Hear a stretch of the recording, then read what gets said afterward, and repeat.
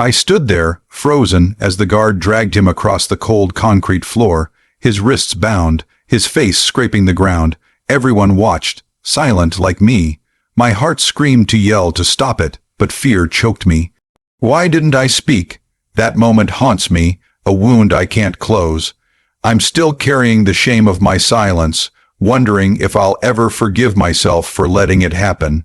I was just another face in that prison visiting room, clutching a plastic chair, waiting to see my brother. You know how it feels, those sterile walls, the hum of fluorescent lights, the way every sound echoes like it's trapped. I'd come every month, same routine, same ache in my chest. My brother, Jamal, was serving time for something stupid, a bar fight that spiraled. He's not perfect, but he's mine. That day, though, something felt off. The air was heavier, like the room knew something I didn't. I was early, sitting with a handful of others, mostly women, some with kids, all of us carrying our own quiet burdens. We didn't talk much, we never do. You just nod, share a look, because you know everyone's fighting their own battle. The guards were there, pacing, their boots clicking against the floor. One of them, a big guy with a buzz cut, kept staring at us like we were the ones locked up. I hated his eyes, cold like he'd seen too much and stopped caring. Jamal was late. He's never late. I started fidgeting, my fingers twisting the hem of my sweater. That's when I heard it. A muffled shout from the hallway, then a thud. My stomach dropped. I glanced at the other visitors, but no one moved. We're used to pretending everything's fine, aren't we? You learn to keep your head down in places like this, to not make waves. But then the door swung open and I saw him. Not Jamal, but another man, a black prisoner, his hands cuffed behind his back, his body limp as the guard dragged him in. His name was Michael. I didn't know it then, but I'd learn it later, when the guilt started eating me alive. He was tall, broad, shouldered, but in that moment he looked so small. His face was pressed against the floor, his cheek smearing blood as the guard yanked him forward. I could see the strain in his arms, the way his shoulders twisted unnaturally. My breath caught and I wanted to look away, but I couldn't. His eyes, God, his eyes. They were open, staring at nothing, like he'd already given up. The guard didn't even look at us. He just kept pulling, his face blank, like this was just another Tuesday. I kept waiting for someone to say something, to stand up, to scream, stop. But the room was silent. The other women, the kids, even the other guards, they just watched. I could feel their fear, their hesitation, mirroring mine. I wanted to be brave, to be the one who spoke up. But my voice was stuck, buried under years of learning to stay quiet, to not make trouble.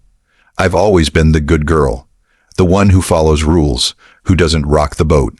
But sitting there, watching Michael's body scrape across the floor, I hated myself for it. I kept thinking about Jamal. What if that was him? What if I was sitting here, watching my brother being treated like he wasn't human? The thought made my chest tight, but still, I didn't move. I didn't speak. I just sat there, complicit in my silence, while Michael's blood left a streak on the floor. That image it's burned into me. I see it every night when I close my eyes, and I wonder if I'll ever stop feeling like a coward. The guard stopped dragging Michael in the middle of the room, right where we could all see him. He let go of the cuffs, and Michael's body slumped, his chest heaving like he was fighting for air. I could hear his breaths, ragged and wet, like he was choking on something. The guard stepped back, wiping his hands on his pants like he'd just touched something dirty. He looked at us then, his eyes daring us to react. Nobody did. Not me, not the woman next to me clutching her purse, not the mother shushing her kid in the corner. We were all statues, frozen by the weight of what we were seeing. I kept staring at Michael, trying to piece together what had happened. His shirt was torn, one sleeve hanging by a thread. There was a cut above his eye, blood trickling down his temple, mixing with the dirt on his face. He wasn't fighting, wasn't yelling, just lying there, his body curled slightly, like he was trying to protect himself even now. I wanted to know why. What had he done? Had he done anything?